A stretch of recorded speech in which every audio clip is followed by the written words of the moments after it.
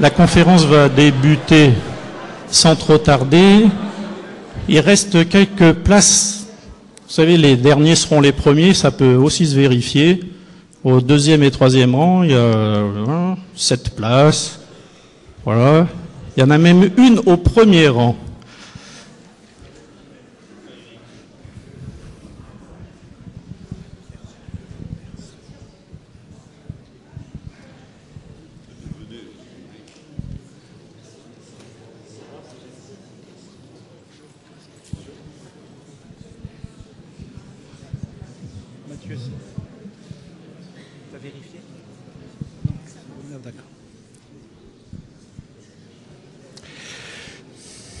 Éminence, c'est une joie et un honneur de vous accueillir. Nous vous remercions chaleureusement d'avoir accepté notre invitation, d'autant plus que durant ce mois écoulé, vous êtes allés à Varsovie et Auschwitz pour la communauté Sant'Egidio, puis ensuite à Bombay en Inde, puis à Brescia en Italie du Nord, puis à Rome et hier, je suis allé vous chercher à l'aéroport de Lyon. Donc, merci beaucoup de cette réponse à notre invitation. Depuis hier, vous êtes parmi nous, retrouvant la France, vous qui êtes originaire de la douce Anjou. Angers, cette ville qui accueille la maison mère des Sœurs du Bon Pasteur, cette congrégation qui a fait vivre cette maison durant tant d'années. Serviteur de l'Église catholique, vous l'êtes d'une manière tout à fait particulière par les missions riches et importantes qui vous sont confiées. À 41 ans, vous devenez recteur de l'Institut catholique de Paris dans une période assez agitée puisque c'est tout de suite après mai 68. Président du Conseil pontifical pour les non-croyants, président du Conseil pontifical pour la culture durant 25 ans, et le pape Benoît XVI vous a nommé à un moment président du Conseil pontifical pour le dialogue interreligieux. Vous avez été durant ces 30 dernières années à Rome un proche collaborateur du pape Jean-Paul II et aujourd'hui du pape Benoît XVI. Ces missions vous font sillonner notre vaste monde. Par de nombreux ouvrages que vous avez écrits, et nous vous remercions d'offrir à la médiathèque des Dromoises de sciences religieuses, cet ouvrage, un essai de philosophie chrétienne au XIXe siècle, l'abbé Louis Bottin. Merci. Vos écrits, vos conférences à travers le monde vont nous permettre et nous aider à mieux connaître et à réfléchir ce soir aux enjeux auxquels nos sociétés doivent faire face. Ce soir et demain, nous avons la joie d'être avec vous pour vous écouter et pour dialoguer ensemble sur ce sujet vaste et passionnant, Église et culture, ce soir par cette conférence et demain par une table ronde ici même, en direct aussi avec RCF. Bonne soirée à vous toutes et tous ici présents, ainsi qu'aux auditeurs d'RCF 26 qui nous écoutent et aux internautes qui ont pu donc se brancher pour être avec nous.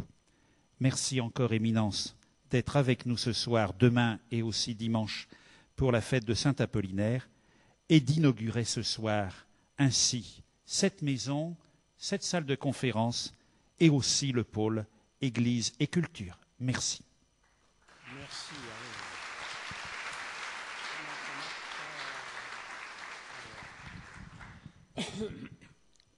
Cher Monseigneur, merci à vous de votre invitation et de votre accueil. Messeigneurs, je n'entreprendrai pas la litanie des appellations que vous avez énumérées tout à l'heure parce que je risquerais beaucoup d'en oublier d'importantes. Alors je me permettrai de dire simplement, chers amis,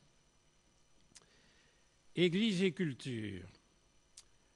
L'intervention que vous m'avez demandée s'inscrit donc tout naturellement dans le cadre de cette inauguration de maison diocésaine qui, comme vous me l'écriviez déjà en mars dernier, est à la fois maison de famille et maison des cultures. et s'inscrit dans ce pôle que vous avez choisi avec la solidarité, l'annonce et la proposition de la foi, Église et culture. Quelques réflexions que je vous proposerai viennent donc de ce ministère un peu particulier que j'ai exercé à partir du Conseil pontifical de la culture. Le pape Jean-Paul II, comme vous le savez, m'avait donc demandé de le créer tout au début de son pontificat, dans la forte conviction, et je le cite, que le dialogue de l'Église avec les cultures de notre temps est un domaine vital dont l'enjeu est le destin du monde. Ce sont des paroles fortes, venant après le constat de son prédécesseur, le pape Paul VI, qui en décembre 1975 publiait son exhortation apostolique Evangelii Nunciandi, et je le cite, « La rupture entre évangile et culture est sans aucun doute le drame de notre époque ». Jean-Paul II, que j'accompagnais le 2 juin 1980, c'était le jeune pape à l'UNESCO, après l'avoir reçu la veille à l'Institut catholique de Paris, déclarait « Oui, l'avenir de l'homme dépend de la culture ». Et dans sa lettre autographe qui créait donc le Conseil pontifical de la culture, il précisait « La synthèse entre culture et foi n'est pas seulement une exigence de la culture, mais aussi de la foi. Une foi qui ne devient pas culture est une foi qui n'est pas pleinement accueillie, entièrement pensée et fidèlement vécue. » Ce sont trois affirmations d'une force étonnante.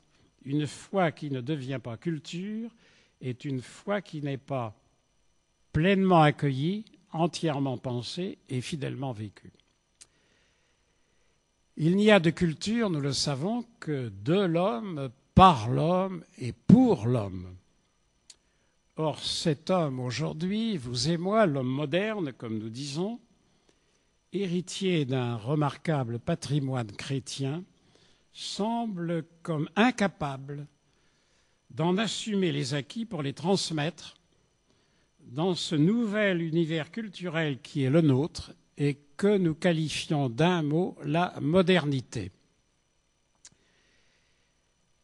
La culture moderne est en train de façonner un nouveau visage de l'humanité. Et nous parlons beaucoup aujourd'hui du New Age, comme si c'était une découverte inouïe. Alors voici plus de 40 ans déjà, il m'en souvient, j'étais alors jeune collaborateur de Paul VI à la secrétaire d'État, le Concile Vatican II, dans sa constitution pastorale sur l'Église dans le monde de ce temps, n'hésitait pas à parler, et je le cite, c'est le numéro 54, d'un nouvel âge de l'humanité. Si le Concile en parlait, c'était bien entendu pour souligner la vocation du chrétien, de tous les chrétiens, d'y être présents et agissants.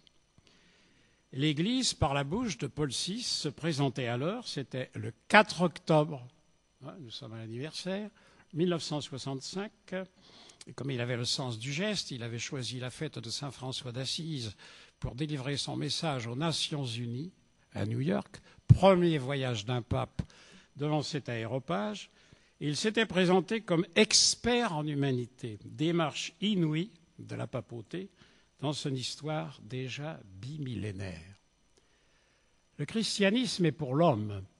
Il a vocation de servir l'humanité de l'homme et d'être un ferment dans ce creuset où s'élaborent les nouvelles cultures, la cultura adveniente, comme disent nos amis d'Amérique latine, écartelés qu'ils sont entre l'érosion des cultures autochtones, en particulier des pays andins, et le déracinement culturel provoqué par la croissance cancéreuse des grandes mégalopoles de Sao Paulo à Mexico, de 18 à 20 millions d'habitants, où les pauvres en particulier perdent leurs racines et se perdent dans l'anonymat de la foule solitaire, livrés, quasi sans défense, aux tentations convergentes de la drogue et de la violence, du sexe et des sectes. Il en va de même, j'ai pu tragiquement le constater en d'autres contextes culturels, des faubourgs délabrés de Kinshasa, aux tristes banlieues de Bangkok. Et voici 15 jours, vous l'évoquiez, dans cette mégalopole grouillante de 20 millions d'habitants qu'est Bombay, appelée aujourd'hui Mumbai. Notre patrimoine a pour fondement l'évangile de Jésus-Christ, bonne nouvelle de l'amour de Dieu pour tous les hommes, de tous les temps, de toutes les cultures. Cette parole de vie nous stimule à abandonner avec courage les sentiers battus et à pousser au large pour rencontrer les différentes cultures de notre temps face aux défis du XXIe siècle. L'enjeu est de taille pour nous qui formons une communauté de foi et d'amour qui est aussi fondamentalement une communauté d'espérance. Oui, nous sommes appelés à un dialogue ouvert et loyal dans un échange vivant entre l'Église et les diverses cultures. Je reprends les mots du Concile Vatican II qui sont rarement rappelés. C'est le Concile qui a demandé cet échange vivant entre l'Église et les diverses cultures pour apporter aux cultures sa contribution propre et en recevoir aussi, c'est tout le chapitre 4, les numéros 40 à 45, et je le cite, car l'Église reçoit en même temps les richesses cachées dans les diverses cultures qui permettent de connaître mieux l'homme lui-même et qui ouvrent des voies nouvelles à la vérité. Au cours des siècles, le message chrétien s'est incarné en diverses cultures par la réflexion, la pensée, l'enseignement, l'art, la liturgie, tout en maintenant son caractère distinctif. Les défis culturels à l'aube du XXIe siècle sont légion. J'en retiendrai simplement 3. Le pluralisme des cultures, le vide idéologique et la crise des valeurs. Le pluralisme des cultures est un défi majeur pour l'Église comme pour la société. Et l'évolution en ce domaine est si foudroyante que nul ne peut dire aujourd'hui avec certitude de quoi sera fait l'avenir. Lorsque le Concile Vatican II, toujours la même constitution pastorale, a explicitement reconnu la pluralité des cultures, il a balayé l'illusion longtemps cultivée d'une seule culture parfaite, la nôtre, naturellement. Modèle unique auquel les autres ne pouvaient que se rapporter pour mériter le nom de culture. Il a donc reconnu la légitimité de la multiplicité des cultures sans consentir pour autant à s'en constituer prisonnier. Depuis lors, balancés entre la crainte et l'espoir, nous assistons à la fois à des poussées migratoires croissantes et dans un autre ordre aux immenses progrès réalisés par les sciences expérimentales et les sciences de l'homme. Comment féconder ce nouvel espace culturel pour les personnes et pour la société? Naguère, dans un de mes livres, sous le titre « Église et culture, jalons pour une pastorale de l'intelligence », j'ai analysé la contestation des deux modèles, des deux prototypes culturels classiques que sont l'humanisme et la science.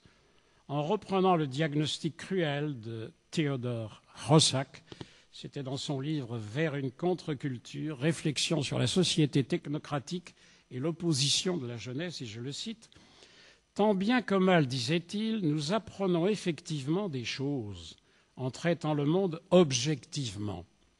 Nous apprenons ce qu'on apprend en étudiant des arbres, mais en ignorant la forêt, en étudiant des cellules, mais en ignorant l'organisme, en étudiant des fragments d'expérience, mais en ignorant le tout qui donne à ces parties constituantes leur vraie signification. » Et il concluait, « De cette manière, nous devenons toujours plus savamment stupides. » Fin de citation. Par ailleurs, nous faisons aujourd'hui l'expérience d'un monde multiculturel, toujours plus interdépendant.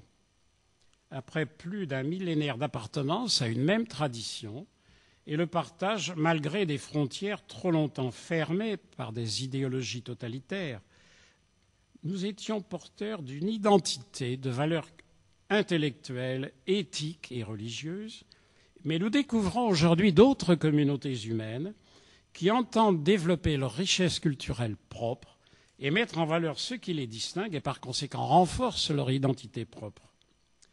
Et en même temps, le pluralisme des cultures ne cesse de s'accentuer du fait de l'élargissement de ce qu'on peut bien appeler un véritable écart culturel entre les régions géographiques et humaines, entre les zones à forte urbanisation et des campagnes en voie de désertification, entre des générations qui ne suivent plus le rythme endiablé des changements et des innovations et celles qui baignent tout naturellement dans ces nouvelles valeurs, entre ceux aussi qui vivent d'un passé idéalisé et ceux dont l'horizon sans mémoire se confond avec un futur inconnu et impénétrable. Et par ailleurs, comme un gouffre s'instaure entre les producteurs des moyens de communication sociale et les utilisateurs, entre les groupes dominants et les minorités culturelles qui, en perdant leur tradition, se trouvent totalement démunis. Voici déjà bien longtemps, c'était à Berlin le 25 mai 1984, au terme de la 4e conférence des ministres européens des affaires culturelles, auxquels je représentais le Saint-Siège, je signais avec mes collègues une déclaration européenne sur les objectifs culturels, reconnaissant, et je le cite, que le patrimoine européen est formé, c'était à l'époque pour la France Jacques Lang, qui était ministre de la Culture. Le patrimoine européen est formé de ressources naturelles et de créations humaines, de richesses physiques, mais aussi de valeurs spirituelles et religieuses, de croyances et de savoirs, d'angoisse et d'espoir, de raison d'être et de mode de vie, dont la diversité fait la richesse d'une culture commune, base fondamentale de la construction européenne. C'était, voici déjà un quart de siècle, et quelques-uns des protagonistes d'aujourd'hui semblent l'avoir quelque peu oublié. Depuis lors, en tout cas, à un rythme accéléré, les moyens de communication permettent aux cultures dominantes de pénétrer dans l'intimité des foyers pour y déverser leurs archétypes et leurs slogans. Et comme désarmés, nous assistons à une sorte de nivellement culturel par le bas, dont le dénominateur commun serait une culture de consommation, de l'étourdissement en fait, de la fuite devant le réel quotidien et son lot de misère, pour un type de comportement horizontal promu à la dignité d'art de vivre, à la place de mémoire, de savoir et de vouloir, comme englué et englouti par ce pouvoir nivelant. Cette menace croissante appelle un sursaut contre la perte des références culturelles et parfois le repli sur un égocentrisme ravageur. Car le pluralisme exacerbé conduit les hommes à vivre chacun pour soi et à se donner subjectivement des raisons de penser, de juger et d'agir qui assument un caractère momentanément absolu et par suite absolument relatif. Le pluralisme des cultures, en de nombreux pays de l'Europe de l'Ouest, s'alimente aussi au vaste phénomène migratoire, aujourd'hui aggravé par les déplacements forcés de tant de millions d'habitants. Et d'autre part, l'intégration culturelle des immigrants extra-européens, en particulier de culture islamique, constitue un défi qu'aucune nation, aucun gouvernement n'est encore parvenu à relever de façon vraiment satisfaisante. C'est peut-être là le défi culturel le plus grand pour l'Europe, à l'aube du nouveau millénaire, car il se conjugue, nous le savons tous, avec une distorsion démographique croissante. Le contraste entre les pays de l'Afrique, de l'Asie, de l'Amérique latine et ceux d'Europe et d'Amérique du Nord est saisissant.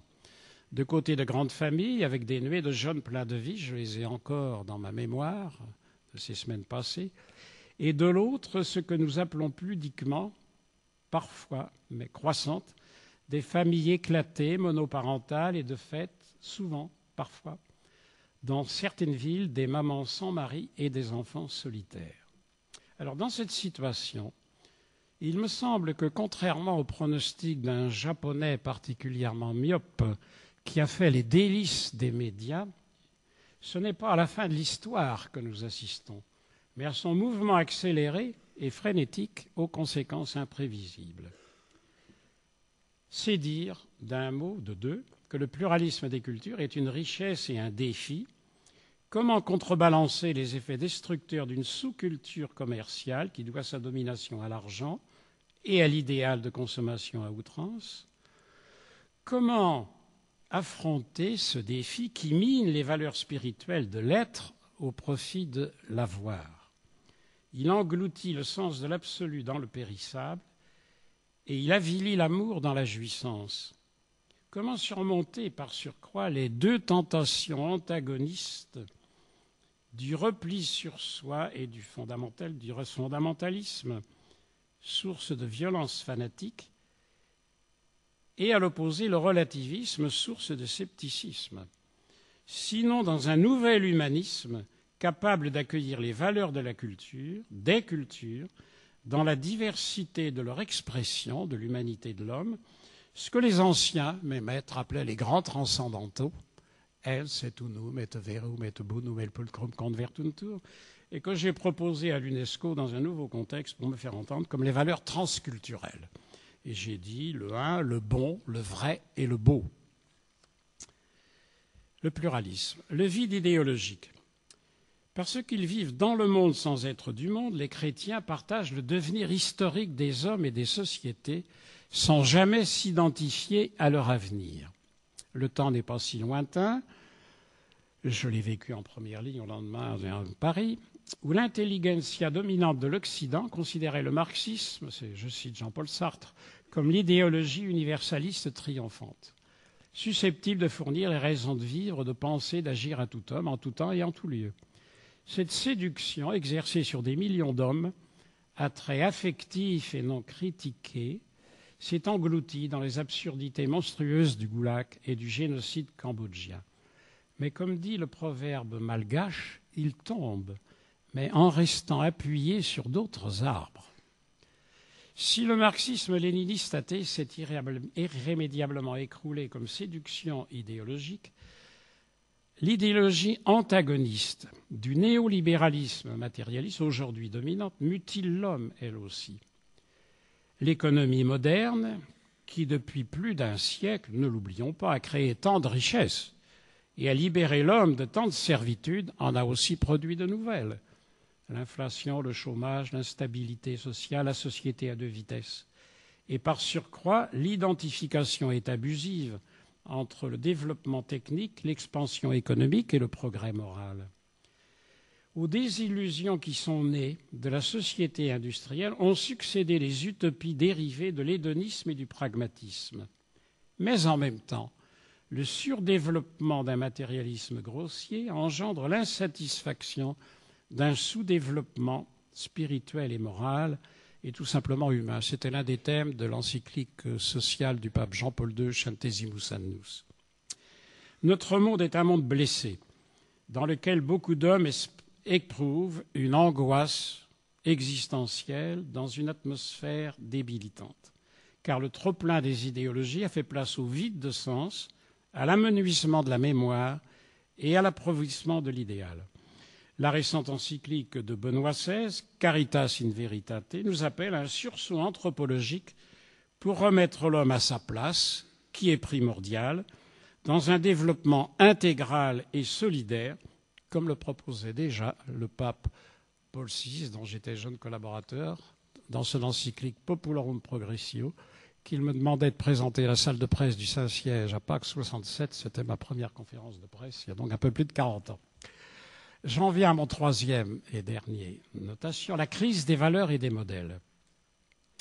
Cette mutation culturelle qui ébranle l'Occident conjugue, me semble-t-il, l'effacement des normes avec l'oubli des héritages et l'absence de projet. Je m'explique.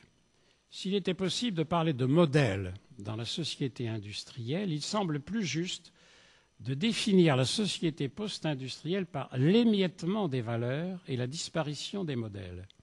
Je veux dire que de moins en moins de personnes semblent liées par des modèles sociologiquement contraignants. Les valeurs qui se transmettaient comme naturellement à l'intérieur des familles, les parents avaient à juste titre le sentiment de transmettre aux enfants le meilleur d'eux-mêmes. Mais aujourd'hui, le noyau familial, souvent perturbé, peine à transmettre ce qui est au cœur de la culture, qui n'est pas seulement transmission d'un savoir ou d'un avoir ou d'un pouvoir, mais d'une manière d'être, et d'une manière d'être à soi-même, aux autres, à la nature et avec Dieu. Alors, relativisation, perte des valeurs, éclipse des modèles au profit d'une multitude de vedettes éphémères.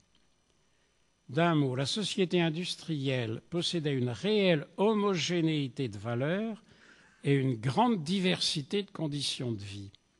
La société post-industrielle, au contraire, connaît une plus grande ressemblance de conditions de vie et un éventail plus large de valeurs. Sans homogénéité, ces valeurs se multiplient tout en perdant leur consistance, un peu comme les miettes de pain qui s'éparpillent avant de tomber de la table. Mais en même temps, devant un système contraignant parce que soumis aux valeurs suprêmes du rendement et du profit, dans l'avion qui m'a amené hier, je lisais un de ses articles sur ces suicides à répétition dans une grande entreprise, fruit, semble-t-il, de conditions contraignantes pour être supportés à la compétition. Alors les hommes, de nouveau, rêvent « small is beautiful ». Le petit, c'est beau quand on est au milieu d'une agglomération de 20 millions d'habitants. J'en reviens à mon deuxième point dans cette situation, donc la rencontre de l'Évangile avec les cultures, l'inculturation de l'Évangile.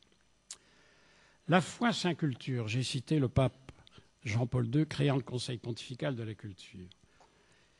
Cette inculturation a des composantes sociologiques, historiques, psychologiques, mais fondamentalement, elle correspond à une exigence essentielle, car par nature, le christianisme est religion d'incarnation, présence active de Jésus-Christ au milieu des siens, par son Église, animée par l'Esprit Saint jusqu'à la fin des temps. Le chrétien professe l'espérance de la vie du monde à venir, mais qui déjà oriente sa vie sur terre dans cette attente. Cette orientation progressive de la vie vers l'amour est concrètement liée à des usages, des gestes, des rites, insérés dans des cadres identiques depuis 2 millénaires, parce que constitutifs de l'Église, en quelques points de la terre où elle est implantée, les sacrements, la succession apostolique, le ministère de Pierre et des évêques, fondés sur la parole de Dieu, et eux-mêmes fondements et manifestations objectives de l'intériorité chrétienne, par laquelle l'Esprit Saint qui agit dans l'Église anime les personnes de l'intérieur pour les faire croître vers la plénitude de la perfection chrétienne qui irradie toute l'existence du chrétien, bref, lorsqu'elle constitue pour lui une nouvelle culture pétrie par l'Évangile, et non seulement chaque personne, mais aussi les communautés qui, sous l'influence de la foi, font apparaître un nouveau langage, de nouveaux usages. Tous les historiens de l'Église, depuis 2 millénaires, nous ont montré comment les institutions se sont transformées et développées pour incarner durablement l'Évangile au cœur des sociétés. Si nous y réfléchissons, cette évangélisation se déroule toujours simultanément à la rencontre de 2 cultures, celle qui porte et transmet le message et celle qui le reçoit. Je me souviens, la première conférence que j'ai faite au titre du nouveau Conseil pontifical de la culture était à Kinshasa, dans une atmosphère surchauffée à tous égards. Et la première question violente qui m'a été posée était de me dire, tout ça c'est très beau ce que vous nous dites, mais ça fait partie du colonialisme culturel. Alors l'électricité montait dans la salle, alors j'ai tenté de le calmer en répondant, vous savez, excusez-moi, mais je n'ai pas le privilège d'être belge. Alors, comme j'étais à Kinshasa, ça a un peu détendu l'atmosphère. Et je leur ai dit, vous savez, je ne sais pas, il y a Kinshasa, Lubumbashi, mais d'après vous, la culture chrétienne, qu'est-ce qu'elle vient? Elle a été fabriquée à Paris ou à Marseille? Ou est-ce que vous n'oublieriez pas que cela vient toujours d'ailleurs, que le message nous est donné d'ailleurs, qu'il vient d'ailleurs? Et c'est Jésus envoyé par le Père qui nous l'a donné, et nous le transmettons. Et nous le transmettons dans notre faiblesse avec la culture dont nous vivons. Et je disais, et vous demain, quand vous serez missionnaire, eh bien, vous pourrez vous faire reprocher à votre tour de porter un christianisme aux couleurs de la culture zaïroise à l'époque. Voilà. Alors, j'ai tenté ainsi de faire réfléchir mon auditoire à ce que sont, de fait, les conditions concrètes. Parce que quand j'étais que quand j'étais plus jeune, je ne saisissais pas aussi bien qu'après avoir couru le vaste monde. Et alors maintenant, je parle sous contrôle des dames, n'est-ce pas, qui savent mieux que moi préparer avec les oignons, n'est-ce pas. Alors je prends la comparaison de l'oignon. Et alors quelquefois, on veut transmettre à l'état pur. Alors, mais une fois que vous avez enlevé toutes les enveloppes, qu'est-ce qui reste, hein? Voilà. Nous sommes toujours pétris d'une culture et nous ne pouvons jamais faire le partage total de ce qui est aux couleurs de cette culture.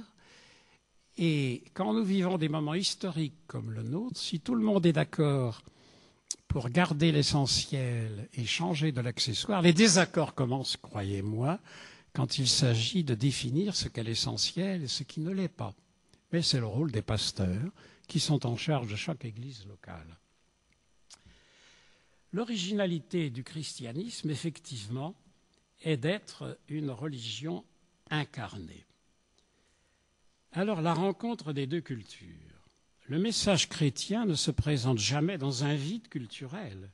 Comment pourrait-il être transmis en dehors d'une langue qui le porte et d'une autre qui le reçoit? Et je dis volontiers que la langue est plus que le langage. Alors, si nous reprenons l'histoire qui est la nôtre, nous voyons comment, au cours des millénaires, l'Église a su progressivement s'insérer dans des cultures et les transformer donc de l'intérieur. C'est toujours le chantier qui est pour nous grand ouvert, depuis en particulier que les pères de l'Église, dans leur génie, ont su rencontrer à la fois les attentes, je dis c'est là, les attentes du monde intellectuel et de la culture et les attentes des pauvres. Rappelons-nous les épîtres de saint Paul qui s'adressent à ces chrétiens qui trouvent alors que j'y pensais encore il y a quelques mois quand je retrouvais une fois encore l'amphithéâtre d'Éphèse et les ruines imposantes de Corinthe, et je me disais, le petit Paul, seul devant la foule, que les orfèvres de l'époque avaient ameuté parce que ils vendaient les bijoux d'Artémise, la déesse, et ils criaient qu'elle est grande, la déesse des Éphésiens. Et lui faisait face, et notre préfet n'est plus là, mais alors le préfet d'alors, au fonctionnaire romain, dans son rapport à Rome, disait dans sa sagesse préfectorale, alors il savait d'ailleurs, comme il arrive souvent dans des rassemblements de ce genre, à la fin les gens criaient et s'étripaient, ils ne savaient plus très bien pourquoi ils criaient, mais en tout cas ils étaient contre. Voilà. Et puis ce rapport admirable d'un grand préfet de l'Antiquité, alors il dit, ce sont des affaires, ils se disputent au sujet d'un certain Jésus qui est mort et dont eux prétendent qu'il est toujours vivant. Je trouve que, alors disons pour ce préfet d'il y a 2 millénaires, c'était pas si mal vu, car en définitive, nous sommes bien au milieu des cultures périssables de ce monde, les porteurs dans des vases d'argile, comme dit mon saint patron saint Paul, de cette espérance qui est la nôtre, et pour l'autre monde, comme je le disais à l'instant, mais qui a vocation de transformer ce monde. Alors c'est dire que le message de l'Évangile n'est donc pas le fruit d'une évolution religieuse intra-humaine, mais qu'il est un don de Dieu aux hommes. Vous avez peut-être remarqué comme moi que la dernière encyclique sociale du pape Benoît XVI, les commentateurs en ont peu parlé à ma connaissance. Il insiste beaucoup sur la place du don, y compris dans l'économie. Et donc nous nous inscrivons dans ce processus, et ce sont les voies de l'inculturation. Se mettre à l'écoute de l'homme. J'étais donc le jeune collaborateur de Paul VI quand il a publié sa première encyclique. Chaque première encyclique d'un pape est toujours une encyclique programme. Et la sienne, c'était Ecclesiam Suam. Et quel était le leitmotiv? Avant de parler, l'Église se fait écoute, se fait conversation, se fait dialogue. Pour pouvoir être écouté, il faut d'abord écouter. Et c'est en cela, en ce sens, je l'ai cité tout à l'heure, que le 4 octobre, il était allé devant l'Assemblée des Nations Unies en se présentant comme expert en humanité. C'est là la plateforme de nos dialogues avec toutes les cultures. Car contrairement à une certaine idéologie qui accourt dans les institutions internationales, en particulier à l'UNESCO, où on met toutes les cultures sur le même plan, ce n'est pas vrai. Il y a toujours au cœur des cultures, j'allais dire, des forces qui tendent à aider l'homme à grandir et à croître en humanité. Et il y a aussi à l'intérieur des cultures d'autres forces qui tendent à déshumaniser l'humanité de l'homme. Et c'est pour moi le critère à partir duquel nous pouvons dialoguer avec les cultures. Et comme j'évoquais tout à l'heure les grands transcendantaux, les invariants culturels, ce qui nous permet, alors qu'on insiste beaucoup sur le pluralisme, la pluralité, tout ce qui différencie les cultures, je dis qu'il n'y a de dialogue possible que parce qu'il y a au cœur de toutes les cultures un quelque chose qui nous permet de dialoguer parce qu'il est commun, et parfois même avec des apparences qui sont vraiment contraires, comme j'ai dû le faire, moi, pendant une décennie, quand, vous l'avez évoqué, le pape Jean-Paul II m'avait appelé à faire le dialogue avec les non-croyants, et qui étaient au pouvoir dans la moitié de l'Europe, jusqu'au Kremlin inclus, donc, et qui disaient que la religion est l'opium de l'homme, et donc pour libérer l'homme, il fallait... Enfin, vous connaissez tout cela. Bon. Et je me rappelle, quand je suis entré au Kremlin, je me disais, si ta maman te voyait, qu'est-ce qu'elle dirait? Bon. Mais bon... Et je me disais, mais il ne le sait sans doute pas, mais j'ai un allié secret dans son cœur, de mon interlocuteur persécuteur, c'est qu'il a été créé à l'image et à la ressemblance de Dieu, et qu'il y a en lui quelque chose qui est peut-être enfoui et qu'il ne saurait pas lui-même retrouver, mais qui fait que quand même, il y a toujours ce que mes maîtres appelaient un point d'ancrage, un point d'appui à quelque chose. Donc se mettre à l'écoute de l'homme pour le comprendre et pour entreprendre un dialogue capable de faire pénétrer l'originalité donc, et la force du message évangélique au cœur des mentalités et des comportements. La culture est une réalité humaine.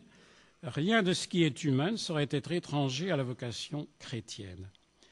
L'inculturation tient compte des deux dimensions personnelles et sociales.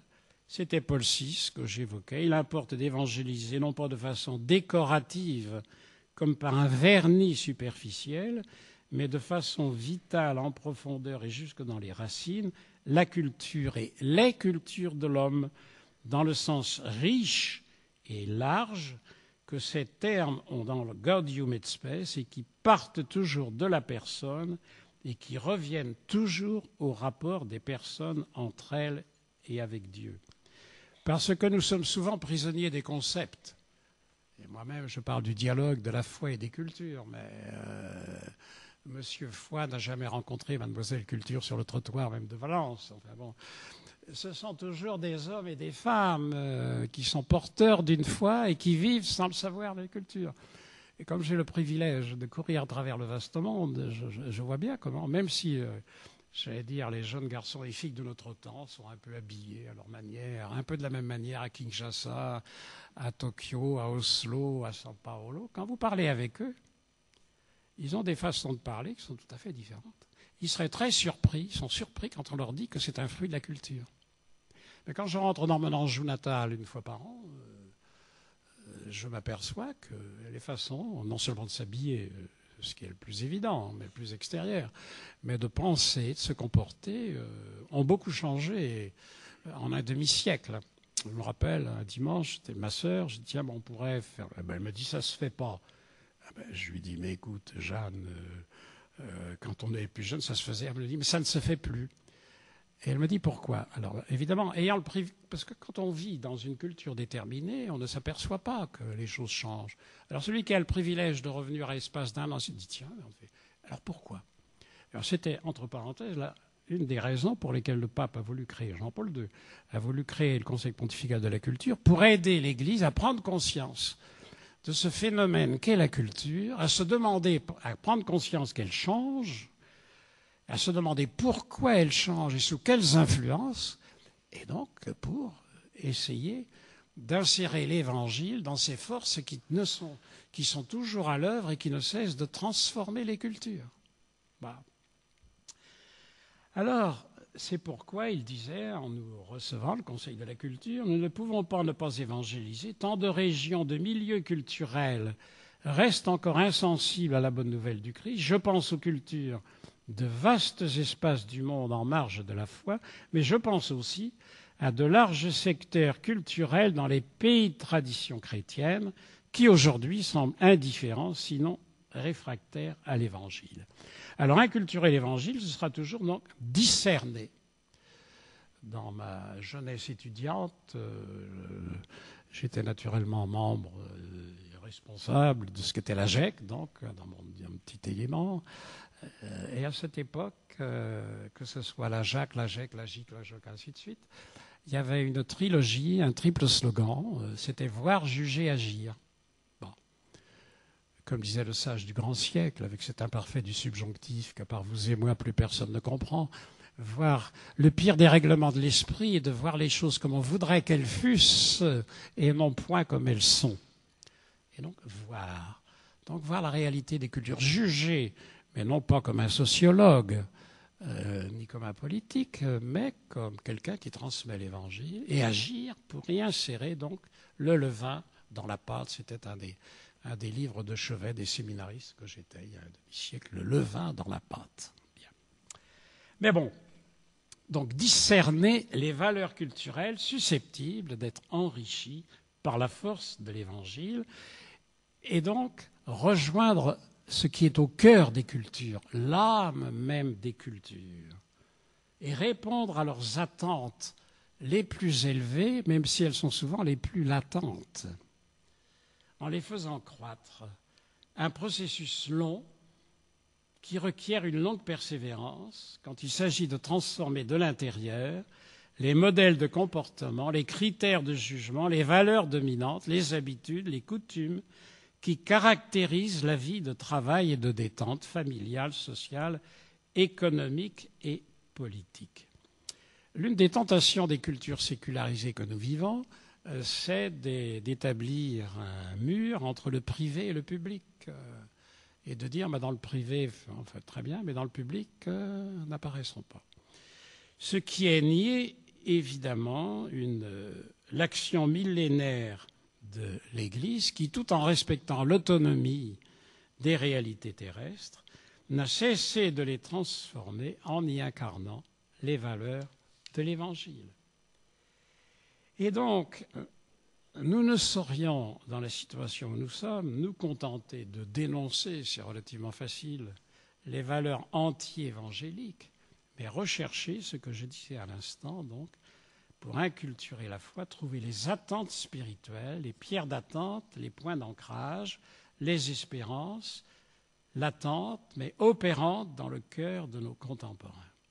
Et la foi, pour reprendre la trilogie du pape Jean-Paul II, la foi devient culture vivante à chaque fois que les églises et des chrétiens s'engagent en son nom dans la vie sociale. Et une symbiose s'établit, je ne dis pas une identification, mais une symbiose. Car l'Évangile est toujours capable de transformer les institutions fondamentales de la vie sociale, la famille, l'école, le droit, le travail. Et donc, nous ne pouvons jamais exister de manière désincarnée dans les cultures. Je me rappelle, c'était une intervention du père Congar, qui n'était pas encore en gare, et qui parlait justement dans un congrès d'évangélisation de cette mondialisation antélittéram, alors, avant la nôtre, donc qui est celle de l'Église catholique, mais qui n'est universelle parce qu'elle est toujours particulière. Il n'y a d'église universelle que parce qu'il y a des églises locales qui sont... Moi, je n'ai pas besoin de développer ce thème, c'est le magistère ordinaire de nos évêques. Bien, enfin, vous m'avez compris, je ne voudrais pas trop abuser de votre attention en insistant sur les leçons de l'histoire qui nous disent que Jésus incarné est juif, ce que des siècles d'antisémitisme chrétien, ont parfois oublié. Et donc nous saurions inventer un Jésus grec, roumain, portugais, indien ou africain. Mais sa plénitude est si riche qu'aucune inculturation ne saurait l'épuiser. Et qu'à chaque étape de l'évangélisation, chaque culture qui est touchée par l'évangile, non seulement lui apporte, mais en reçoit de nouvelles richesses d'expression. Qu'il suffise d'évoquer les dévotions populaires que je te touche du doigt un peu partout. La semaine dernière, c'était le grand sanctuaire marial donc de Bombay, où j'ai eu besoin de garde du corps pour la foule, baiser l'anneau, bercer la croix. Et le prêtre qui m'accompagnait m'a dit, mais les mamans qui vous présentent les enfants à bénir sont pour la majorité hindous. Bon, enfin, c'est tout un autre discours sur les valeurs transculturelles, religieuses qui traversent, qui s'incarnent de différentes manières. Mais bon, l'histoire des dévotions populaires, l'histoire des écoles de spiritualité, et puis aussi ce qui, depuis le Concile, ne cesse de se développer. J'évoquais le Zaïre, donc pour évoquer donc l'institution du rite zaïrois, donc dans les églises africaines.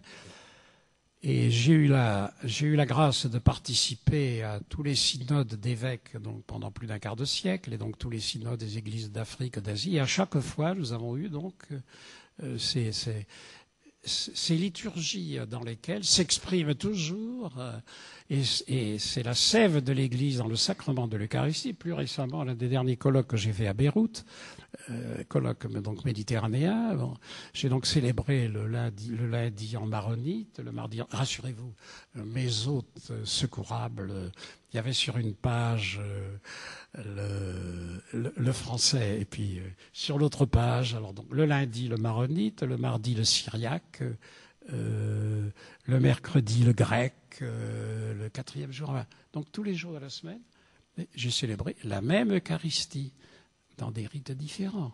Parce que, disons que l'Église romaine, si l'on peut dire, est si présente dans toute l'Église catholique que l'Église latine a parfois tendance à croire qu'elle est la seule et oublier les Églises orientales. Et vous aurez peut-être noté comme moi que le pape, à la demande des patriarches des Églises orientales, va faire un synode spécial pour toutes ces Églises du Moyen-Orient. Que je donne toujours un exemple, ce sont les premières inculturations. Je visitais tout à l'heure, grâce à Monseigneur, le centre du patrimoine arménien, et donc je retrouvais donc ces églises qui sont depuis le IVe siècle et qui célèbrent, que ce soit l'église dite apostolique, l'église catholique, dans des rites qui expriment l'âme d'un peuple.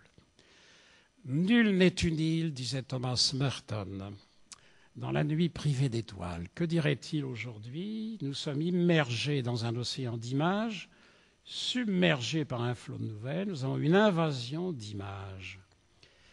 Et dans cette nouveauté de situation culturelle, nous avons, pour ce qui concerne l'Église, le devoir, je dirais, de reconstituer une culture de soutien. Dans ma typologie, dans les rencontres avec les évêques, dans les visites ad limina, je disais toujours, par rapport à l'Église catholique, nous avons des cultures de soutien, des cultures d'opposition, des cultures dites indifférentes. J'ai bénéficié dans mon enfance, sans le savoir, d'une culture de soutien. Quand j'ai dû aller jusqu'au Kremlin, ailleurs, j'ai découvert les cultures d'opposition. Maintenant, nous sommes dans un troisième cas de figure, dont un Polonais devenu célèbre me disait, parlant de sa Pologne natale, au moins, disait-il, en balançant sa croix pectorale, pape Jean-Paul II, chère éminence, quand nous étions dans le système marxiste, léniniste, athée, nous luttions contre, et même vous à Paris, vous nous reteniez des héros, et puis maintenant c'est fini. Moi, j'arrête cette parenthèse, parce qu'il avait bien conscience, si vous voulez, que, y compris dans sa Pologne natale, j'étais encore à Cracovie, donc il y a 15 jours, y compris là, si vous voulez, bon, pour les jeunes, disons, combattre un régime qui vous attaque, c'est gratifiant. combattre le décervelage, comme disait le père Ubu, je m'excuse de ma référence, tout ce qui vous arrive de l'univers médiatique, trouve en nous des complices, c'est pas tellement de défense. Enfin, voilà, bien. Et donc, une culture de soutien, et je pense que là-dedans, une maison comme celle-ci, je n'ai pas été payé pour faire la réclame, mais je le dis parce que c'est une conviction profonde. Pendant tout le temps où j'ai été responsable du Conseil pontifical de la culture, j'ai toujours cherché à développer les centres culturels, y compris dans les pays islamiques, y compris dans les pays bouddhistes confucianistes, qui souvent sont les seuls lieux où l'Église peut se dire dans sa culture. Qu'est-ce que l'homme, qu'est-ce que la femme, qu'est-ce que le travail, qu'est-ce que l'amour, qu'est-ce que la souffrance, qu'est-ce que la mort, qu'est-ce que... Voilà. Et donc, le dialogue, tout naturellement, s'instaure à partir de personnes qui vivent dans l'identité propre, vécue avec foi, espérance et amour, et en même temps le respect de tous ceux qui nous entourent. Et c'est par là que je terminerai. Rendre compte de l'espérance qui est en nous. Je retrouve ce que vous avez inscrit dans votre projet catéchétique, mais je ne voudrais pas anticiper parce que je crois que c'est demain. Et donc, dans cette situation, je crois pouvoir identifier ce que j'appelle le retour des valeurs. Je veux dire par là, au sein d'une culture qui tend à réduire l'homme à n'être qu'un homo economicus, après avoir été homo faber, homo sapiens, homo economicus, homo politicus, l'homme unidimensionnel de Marcus, donc en 68. Eh bien, aujourd'hui, sans prétendre au retour des valeurs, mais c'est un peu comme la colombe de Noé, qui après le grand déluge annonce quand même un retour. Et à partir aussi d'événements ponctuels. En décembre dernier, je participais d'abord à Berlin, puis à Strasbourg, au 60e anniversaire de la Déclaration des droits de l'homme. Bon. Eh bien, voilà un idéal des droits de l'homme auquel on ne peut pas dire que historiquement l'Église catholique soit étrangère. Enfin, je ne développe pas ce thème, j'avais développé à partir des études de Jacques Maritain en particulier sur l'origine de la démocratie, ainsi de suite. Bon. Mais nous sommes là dans un registre de ces pierres d'attente dans lesquelles nous rencontrons l'humanité de l'homme, les droits de l'homme. Nous avons là un champ énorme. Et nous avons, naturellement, quand nous parlons des droits de l'homme, nous ne devons pas avoir la démagogie d'oublier les devoirs, comme je dis quelquefois, en plaisantant à certains de mes amis qui ne connaissent que les droits. Mais je dis, mais mon cher, comment ferez-vous respecter vos droits si personne n'a les devoirs de les respecter ? Donc, nous devons cultiver à la fois tout cela, et je crois qu'à 2 siècles de distance, nous mesurons mieux combien il est difficile de pratiquer cet idéal. Et je cite volontiers l'un de nos philosophes si remarquables, Henri Bergson, voici un siècle, qui, en commentant la devise républicaine inscrite au fronton de nos municipalités, disait donc liberté, égalité, fraternité. Cette devise proclame la liberté, réclame l'égalité, et elle réconcilie ces 2 sœurs ennemies en leur rappelant qu'elles sont sœurs et en mettant au-dessus de tout la fraternité, cette appellation laïque de la charité que nous avons retrouvée sous le nom de Solidarność. Bon. La culture, c'est l'âme d'un peuple. Je le répète en terminant, il n'est de véritable culture que de l'homme, par l'homme et pour l'homme. Faire connaître et avoir plus pour être plus, telle est l'aspiration des hommes d'aujourd'hui. J'ai cité le liminaire de l'encyclique Populorum Progressio. L'homme qui vit dans une famille, qui vient d'une famille, qui est au cœur de la cité, qui s'exprime dans l'économique, le politique, le culturel, partout. Le je se dit par rapport à un tu, le je et le tu constituent un nous, et dans cette harmonieuse complémentarité, chacun apporte sa part à la croissance en humanité. C'est l'enjeu de l'espérance. Je citerai une dernière fois encore, vous le pardonnerez, le pape Jean-Paul II. En recevant, il nous recevait tous les ans avec enthousiasme le Conseil pontifical de la culture. Et au lendemain de la chute du mur de Berlin, Voilà ce qu'il nous disait.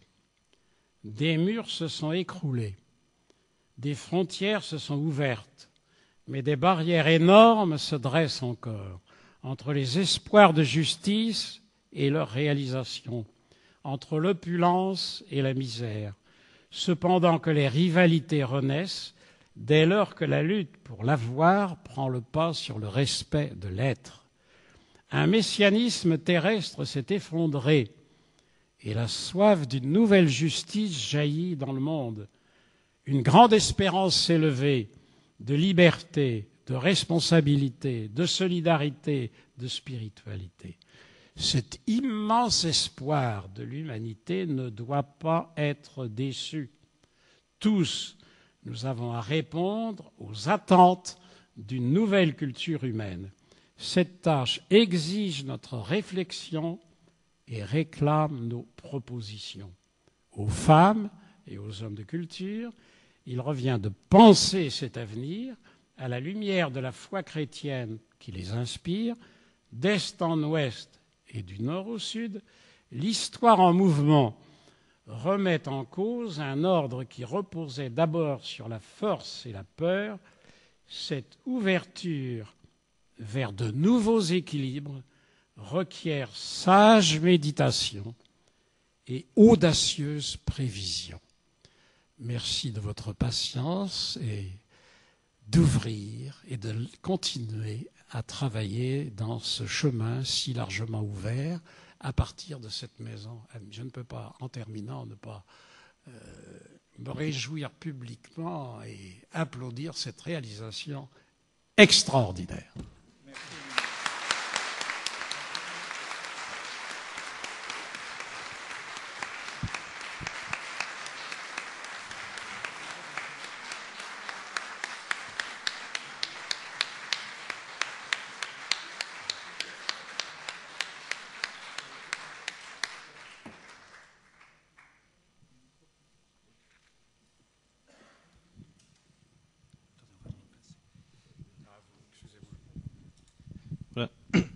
En principe, on a quelques minutes, un quart d'heure à peu près de réactions, de questions que vous souhaitez poser au cardinal Poupart. On n'a pas de fil très long, mais je pense que l'acoustique, ça sera une façon de tester l'acoustique de cette salle de conférence. En vous levant et en parlant un peu fort, ça devrait fonctionner.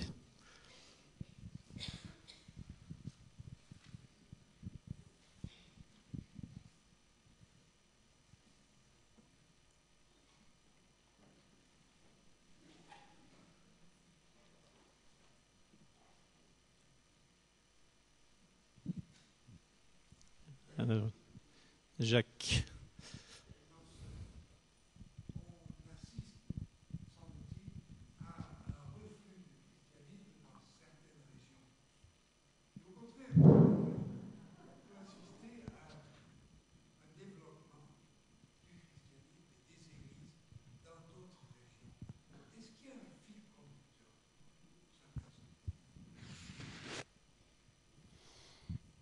Quand j'étais un jeune homme, dans ma première thèse de doctorat, que vous avez, un des premiers livres que j'ai publié il y a une quarantaine d'années, j'avais épinglé cette réflexion donc de cet abbé Bautin, le philosophe de Strasbourg, sans bien la comprendre. L'Église avec une majuscule demeure, mais les églises avec une minuscule périssent. Parce que son évêque, il s'appelait Monseigneur le Pape de Tréverne, avait fait une lettre dans laquelle, non content des grandes, l'Église une, sainte catholique et apostolique, avait écrit « L'immutabilité et son divin caractère ». Bien. L'Église demeure, mais les églises périssent. Quand je vais en Afrique du Nord, comment ne pas penser à Saint-Cyprien et à Saint-Augustin et au Concile de Carthage, dans lesquels il y avait plus de 200 évêques. Mais les premières fois où j'y suis allé, je ne pouvais absolument pas penser que je vivrais dans ma courte existence, donc, pour ce que j'ai un peu évoqué, cet affaiblissement et parfois affaissement de pans entiers de culture chrétienne et de dévitalisation. Alors bon, je pourrais comme tout le monde, vous citer le proverbe chinois, une jeune pousse fait moins de bruit que tous les arbres qui tombent dans la forêt. Bon, très bien. Bon. Alors, ne nous contentons pas de choses faciles. Ce qui me frappe, donc d'abord quand je vais à travers le vaste monde, c'est que l'épicentre, si vous voulez, de l'Église est en train de se déplacer de façon forte et que désormais plus de la moitié des catholiques se trouvent en Amérique, ce dont nous n'avons pas, semble-t-il, pris encore bien conscience réellement. Bon. Et donc, si vous voulez, on peut prendre une image simple, forte.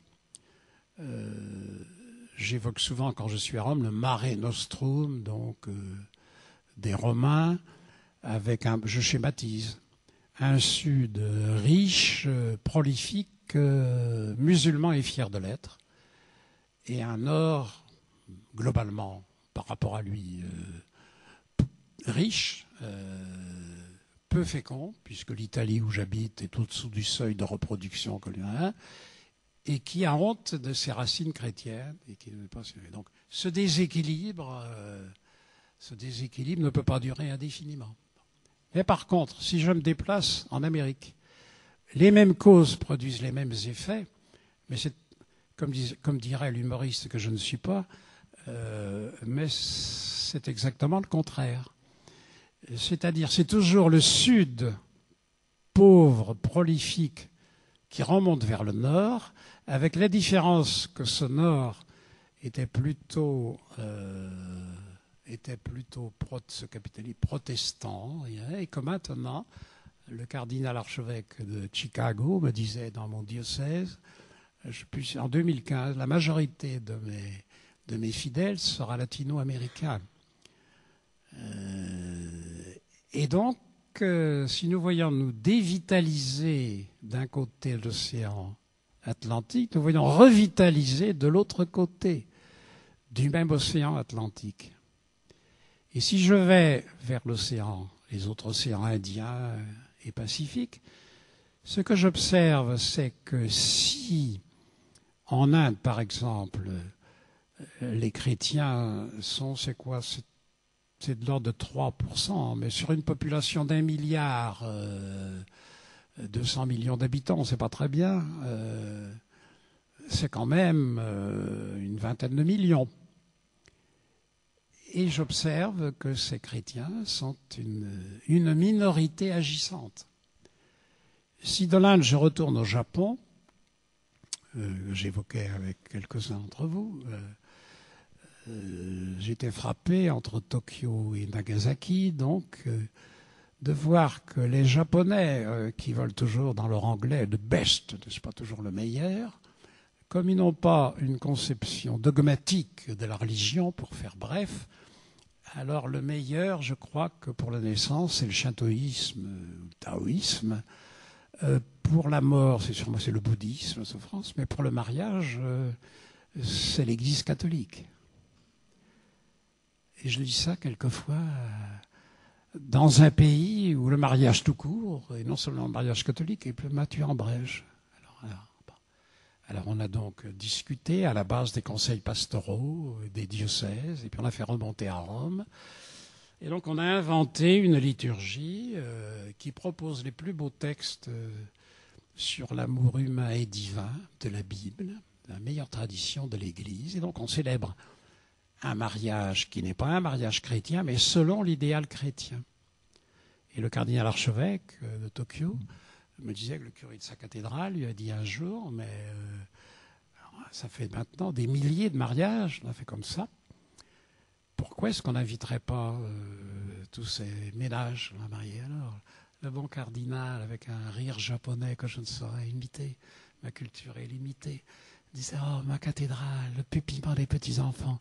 Et puis alors, tous ces Japonais, heureux d'être un peu comme le Thanksgiving des Américains, heureux d'avoir, parce qu'ils avaient fait une journée d'action de grâce pour le don de la création, le don de la vie, le don de l'amour, le don de la fidélité, le don de la fidélité. Et ces jeunes païens, comme on les appelle, disaient encore, vous nous inviterez encore. Alors eux, comme ils sont très doués, comme vous, dans la maison diocésaine, ils appuient sur un bouton qui crache toutes les adresses de ceux qui sont mariés et ils viennent. Donc, vous voyez, quand nous parlons, et alors, quand je rentre dans mon diocèse qui se lamente de la crise des vocations, et que mes compagnons de séminaire me disent la crise des vocations est générale partout, ils me regardent, et je garde le silence, et au bout d'un moment, je dis partout, en France et dans les pays sécularisés. Mais les dernières statistiques dont je bénéficie au titre des dicastères où je participe, le nombre est en augmentation aujourd'hui dans le monde, pour répondre à votre question. Et en Afrique et en Asie, c'est une augmentation exponentielle. Et c'est la même chose pour la vie religieuse. Donc, voilà. Nous devons donc être catholiques et donc savoir aussi nous réjouir de ce que dans d'autres cultures, le message chrétien est en train de s'épanouir et à travers en particulier l'éducation, et l'Inde, je n'ai pas évoqué Mère Teresa, mais ce sont les deux pôles toujours, l'éducation et le social et le charitable. Et à travers aussi, donc cet idéal chrétien, je visitais la semaine dernière, je revisitais la maison de Gandhi à Bombay, et quand on l'interrogeait, Gandhi répondait volontiers que cet idéal de non-violence pour lequel nous l'admirons, il l'avait pris dans les béatitudes. Et quand on lui demandait, mais alors, les chrétiens, il dit, le problème, c'est pas Jésus, mais c'est les chrétiens. Parce que si les chrétiens le mettaient en œuvre, je m'arrête là, parce que là, j'ai déjà trop vagabondé à partir de votre question pertinente. Merci.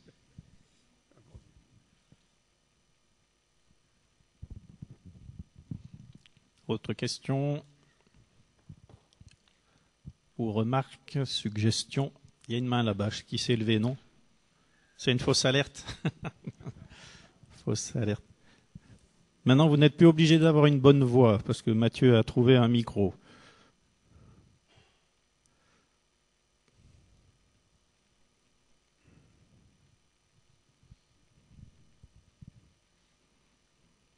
Bien.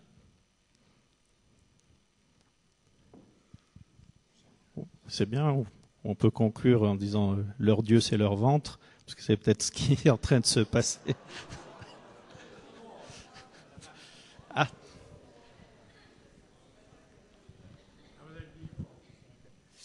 Oui, je ne sais pas si j'ai vraiment préparé cette question.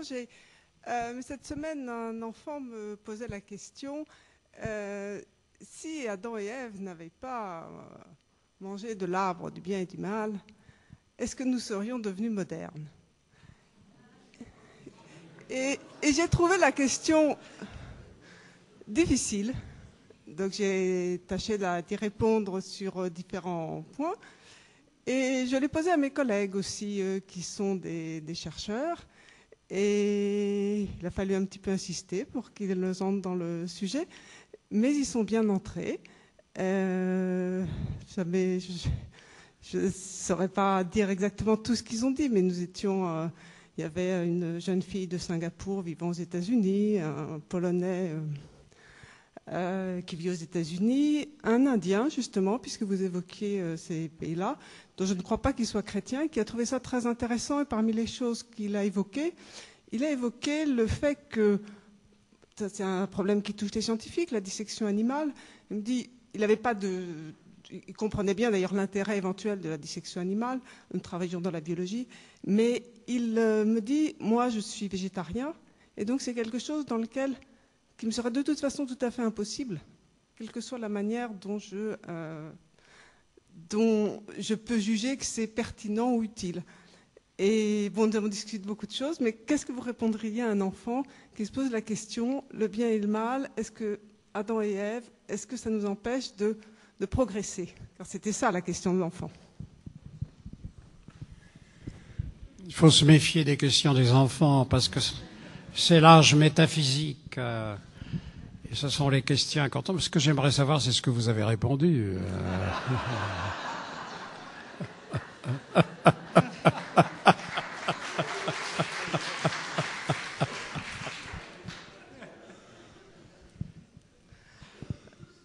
J'étais bien embarrassée et je me suis dit que la meilleure manière avait été d'aller voir le texte. Je lui ai d'abord fait observer que qu'on était bien d'accord qu'au moment où ils avaient mangé de l'arbre du bien et du mal, ils savaient bien que c'était mal. Et que c'était donc pas exactement parce qu'ils avaient mangé l'arbre que le mal était apparu, c'était autre chose, ils savaient que c'était mal avant. Je suis remontée un petit peu avant dans le texte et j'ai fait observer que nous étions au chapitre 3 de la Genèse, j'espère que je ne me trompe pas, et que dans le premier texte, Dieu disait aux hommes « croissez et multipliez-vous » et que ainsi il donnait à l'homme le pouvoir sur la création. C'est d'ailleurs ce que j'ai développé assez largement dans la discussion avec les scientifiques, c'est plutôt autour de ce thème-là que nous avions discuté. Et comme les enfants actuels s'intéressent beaucoup aux problèmes de pollution, ça nous a amené à la question de savoir qu'est-ce qu'on appelle une pollution et est-ce que la construction d'une maison en est une ou pas. On va dire on peut vivre dans une cabane, et moi je dis moi j'aime autant vivre au chaud dans une maison. Et qu'il me semblait que nous avions ce droit-là. Donc voilà où nous en sommes arrêtés. Néanmoins pour le futur, il faudra peut-être que je réponde autre chose, donc vous avez peut-être autre chose à dire vous-même. Eh bien, bravo. Nous vous applaudissons. Mais cette question du bien et du mal est fondamentale. Et quoi qu'on dise, elle traverse toutes les cultures. Et elle traverse aussi toujours, y compris les groupes qui s'insurgent dans notre société. On les appelle de divers noms, mais je me rappelle mes conversations avec l'abbé Gibert, qu'on appelle l'apôtre des loupards. L'apôtre des loupards. Ben, me disait, les pires des loupards, ils ont des règles, eux-mêmes se font des règles dans leur dérèglement. Ils sont capables de punir bien autrement que les douces mamans ceux qui contreviennent à ces règles. Bon. Il y a donc toujours cette idée beaucoup rêvent d'une société anomique, du nom du grec nomos, mais aucune société ne peut vivre, à commencer par la société fondamentale qui est la famille. Nous en avons la preuve tous les jours. Donc, si vous voulez, il y a là quelque chose que j'appelais de ces transcendantaux qui sont enfouis au cœur. Le pape Jean-Paul II, je me rappelle, au cours d'un déjeuner il y a bien longtemps, c'était tout à fait au début de son pontificat. Alors, c'était son geste familier, il disait alors, éminence, c'est toujours, hein. Alors, je ne sais pas pourquoi nous parlons de Jean-Paul Sartre, parce que lui, l'existentialisme est un humanisme, en fait, toutes ces choses-là. Alors, dit-il, il faut toujours revenir au premier chapitre de la Genèse. Et il l'avait repris, si vous vous rappelez, vous n'étiez encore pas inventé comme évêque en 1980, dans 80, vous voyez, privilège de l'âge. Et je me revois avec nos confrères dans la grande salle du séminaire d'Issy-les-Moulineaux, quand le pape Jean-Paul II s'est adressé aux évêques français à l'époque. Et il leur a parlé de la métatentation du moderne que vous êtes. Donc la métatentation de la modernité, qui est de s'ériger, qui est la tentation, la méga-tentation de la jeunesse, de s'ériger en juge du bien et du mal. Et c'est une question redoutable. Car si je dis qu'aucune société ne peut vivre sans discerner le bien et le mal, il y a d'ailleurs des parlements à travers le monde, et à partir du moment qui ne fait que croître, où le consensus que j'ai évoqué sur les valeurs éthiques s'est dissous, qu'est-ce qu'on est en train d'inventer dans un certain nombre de pays à la suite de la France? C'est des comités d'éthique. Et si on réfléchit, qu'est-ce que c'est qu'un comité d'éthique? Donc ça veut dire des personnes qui vont être chargées de dire ce qui est bien et ce qui est mal. Non seulement ce qui est permis et défendu. Mais je ne vais pas m'étendre davantage. Mais vous voyez, l'enjeu là est considérable. Et en définitive, est-ce que l'homme, donc la métatentation, est-ce que l'homme s'accepte comme créature à l'image d'un Dieu dont il tient son être et donc ses valeurs, ou si au contraire, et c'est ça la métatentation qu'évoquait le pape Jean-Paul II, donc il ne veut pas, il s'érige lui-même, et nous avons vu, je crois que le livre noir du communisme marxiste-léniniste athée, c'est 60 millions de morts. Ce que l'un de mes amis agnostiques de l'université libre de libre de Bruxelles, créée contre l'université de Louvain, donc Moulin, il s'appelait Léo Moulin, appelait donc le fait que quand toute une culture, et bon, j'étais il y a 15 jours encore à Auschwitz, une fois encore, donc quand la culture nazie dominante, donc nie les valeurs qui lui ont été léguées par une culture, elle en impose de nouvelles, et ces nouvelles sont mortifères. Voilà. Alors, l'idolâtrie, là c'était la race, et au nom de cette idolâtrie, de cette valeur proclamée, il fallait éliminer le monde juif. Valeur de la race, valeur du progrès, valeur de la science, valeur... Ce que je dis, moi, dans mon langage à moi, un monde d'incroyants ne peut se passer de croire. Et donc, s'il ne croit plus dans ce qui lui a été transmis, il s'invente de nouvelles croyances. Et ces croyances sont mortifères. Mais voilà, nous pourrions, je pense que cette maison de la culture abritera toutes sortes de débats de cet ordre, et qui sont des débats tout à fait fondamentaux, parce que c'est l'avenir même, comme le disait le pape Jean-Paul II, que je cite encore, c'est l'avenir même, non seulement de l'Église, mais de la société qui est en jeu.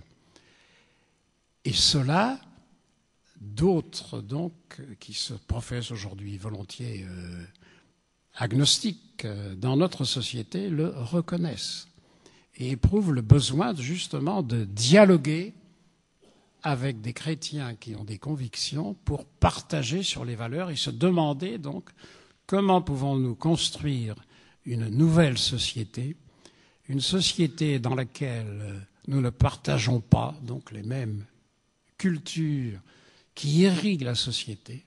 Quelles sont donc les valeurs fondamentales sans lesquelles nous ne pouvons pas survivre? Ben voilà. L'avenir, comme je dis toujours, j'ai conclu comme ça mes conférences de Carême à Notre-Dame de Paris, l'avenir est entre nos mains et nous sommes dans les mains de Dieu. Merci.